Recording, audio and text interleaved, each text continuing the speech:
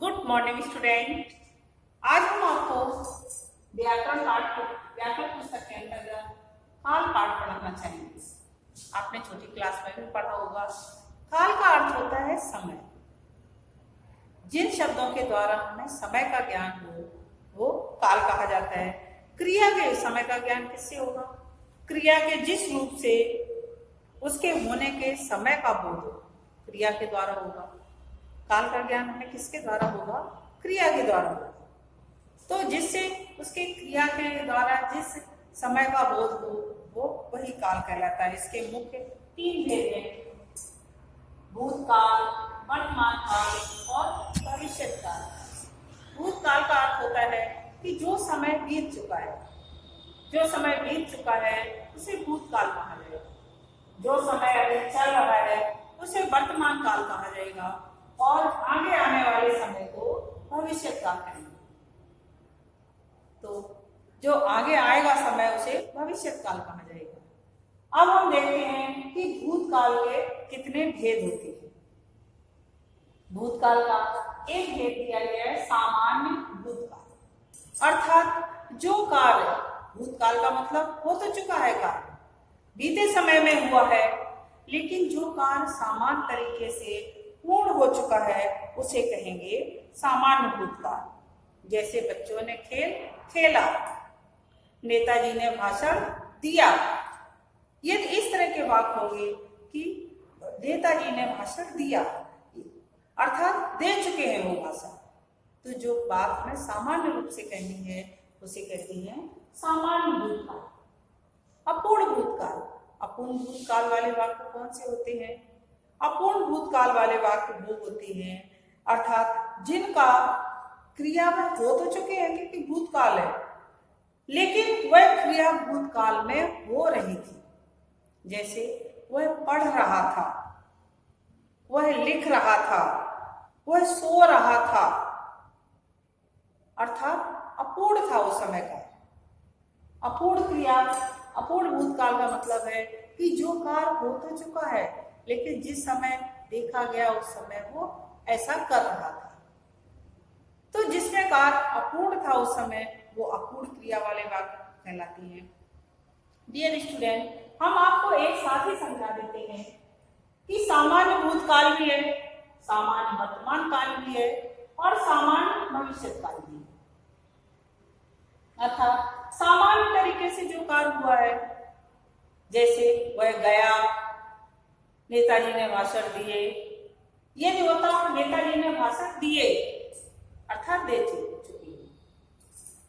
और सामान्य वर्तमान काल वह जाता है, सामान्य वर्तमान काल। और सामान्य भविष्य काल वह जाएगा।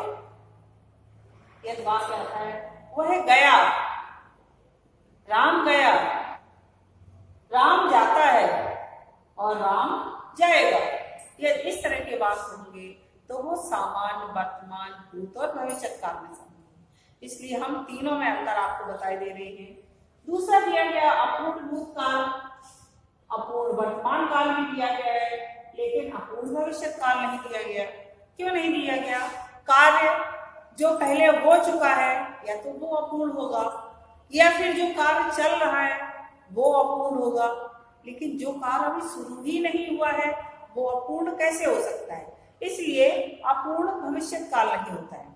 अपूर्ण भूतकाल होगा, अपूर्ण वर्तमान काल होगा, लेकिन अपूर्ण भविष्य काल नहीं होगा। देखिए, अपूर्ण भूतकाल जैसे हमने आपको उदाहरण दिया हुआ था कि वह खेल रहा था, वह पढ़ रहा था, तो अपूर्ण भूतकाल। और अपूर्ण वर्तमान काल वह पढ़ रहा है, वह खेल रहा है। यदि इस तरह के वाक्य आते हैं तो वो अपूर्ण वर्तमान काल हो जाएंगे। अर्थात यदि था, इस तरह के वाक्य आते हैं तो भूतकाल में आते, है वाले आते हैं तो वर्तमान काल में, और जाएगा वाले आते हैं तो भविष्य काल में। तो जैसे वह पढ़ रहा था, अपूर्ण भूतकाल, वह पढ़ रहा है, अपूर्ण वर्तमान काल। डियर स्टूडेंट, आपके समझ में इनके अंतर आ रहे हैं कि किस तरह से हम अपूर्ण भूतकाल वाला वाक्य किस तरह का होगा और अपूर्ण वर्तमान वाला वाक्य किस तरह का होगा। आसन्न भूतकाल, अब इसका तीसरा भेद क्या दिया गया है, चौथा भेद आसन्न भूतकाल। आसन्न भूतकाल का मतलब है कि कार्य तो हो चुका है लेकिन निकट भूतकाल में ही हुआ, अर्थात इससे पहले जो कार्य अभी हो चुका है। आसन्न का मतलब है समीप या निकट भूतकाल में किसी कार्य को होना, क्रिया से पता चले। जैसे माता जी अभी अभी बाजार गई, राम गिटार बजाकर आ रहा है। जो कार्य अभी निकट, आसन्न का मतलब होता है निकट भूतकाल में ही संपूर्ण हुआ हो, उसे कहते हैं आसन्न भूतकाल वाला। जो हो तो चुका है लेकिन निकट भूतकाल में ही हुआ है, तो जो निकट भूतकाल में ही कार्य संपन्न हुआ है उसे कहते हैं आसन्न भूतकाल। पूर्ण भूतकाल, पूर्ण भूतकाल का मतलब होता है कि जो कार्य बहुत समय पहले हो चुका है, जो कार्य हो तो चुका है लेकिन बहुत समय पहले। शाहजहां ने ताजमहल बनवाया था, अर्थात कार्य बहुत पहले हो चुका। वेद व्यास ने महाभारत लिखी, कार्य बहुत समय पहले हो चुका है। राम ने रावण को मारा था, अर्थात कार्य बहुत समय पहले हो चुका।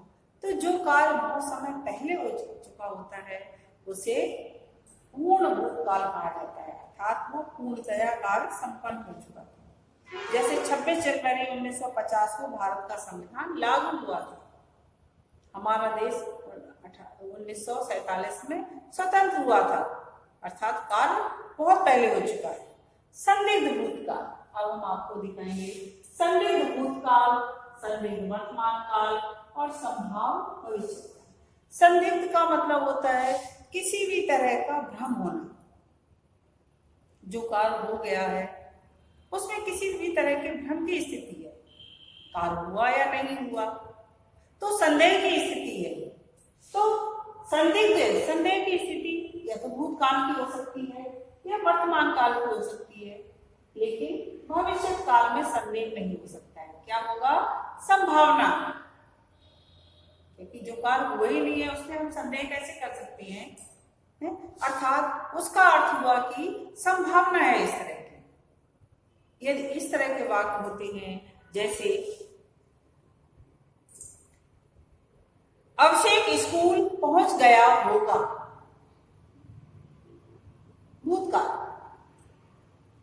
पहुंच गया होगा, होगा शब्द किसके लिए लगा हुआ है, संदेह के लिए, पहुंचा है या नहीं पहुंचा। तो संदिग्ध भूतकाल अर्थात अभिषेक स्कूल पहुंच गया होगा, और संदिग्ध वर्तमान काल अभिषेक स्कूल जा रहा होगा,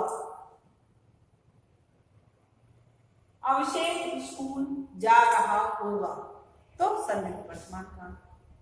और संभाव भविष्य काल में अभिषेक स्कूल, शायद अभिषेक स्कूल जाएगा, उसमें शायद लगाना पड़ेगा क्योंकि संभावना है, शायद अभिषेक स्कूल जाएगा, अर्थात संभाव भविष्य का। इस तरह से हम ये देखते हैं कि किस तरह से इनमें अंतर स्पष्ट किया जा सकता है। अब हमने संदिग्ध भूतकाल, संदिग्ध वर्तमान काल और संभाव भविष्य काल भी समझ लिया। आपको अंतर समझ में आ रहा है, क्योंकि यदि हम एक एक साथ समझा देंगे तो आपको उसका अंतर समझ में नहीं आएगा। इसलिए हमने आपको बताया संदिग्ध भूतकाल क्या होता है, अभिषेक स्कूल पहुंच गया होगा। संदिग्ध वर्तमान काल अभिषेक स्कूल जा रहा होगा, और संभाव भविष्य काल अब शायद अभिषेक स्कूल जाएगा। ये संभाव भविष्य काल। अब हमने देखा कि हेतु हेतुमत भूतकाल भी है और हेतु हेतुमत भविष्य काल भी है। अब दोनों में अंतर क्या होगा, हेतु हेतुमत वर्तमान काल नहीं है, या तो हेतु हेतुमत भूतकाल है या फिर हेतु हेतुमत भविष्य काल है। अब आप इसमें देख रहे हैं हेतु हेतुमत भूतकाल, अर्थात यदि वर्षा होती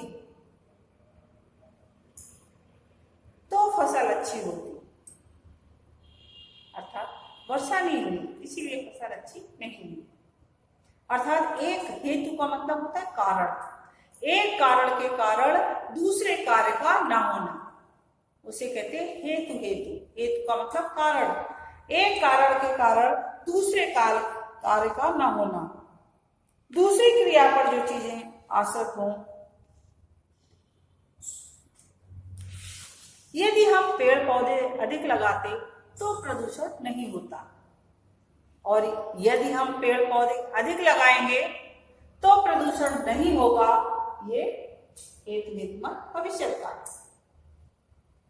यदि हम पेड़ पौधे लगाते तो प्रदूषण नहीं होता, और यदि हम इस वाक्य को कहें कि यदि हम पेड़ पौधे अधिक लगाएंगे तो प्रदूषण नहीं होगा, तो वह भविष्यवाणी है।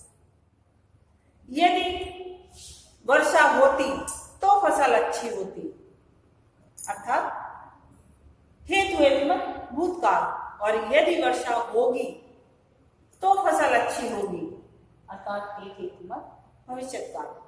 यदि वह पढ़ाई करता तो पास होता, हेतुनिर्मत भूतकाल, और यदि वह पढ़ाई करेगा तो पास होगा, हेतुनिर्मत भविष्यकाल। डियर स्टूडेंट, आप इनको ध्यानपूर्वक सुने और सभी भेदों की परिभाषाएं और उनके उदाहरण लिखें। धन्यवाद।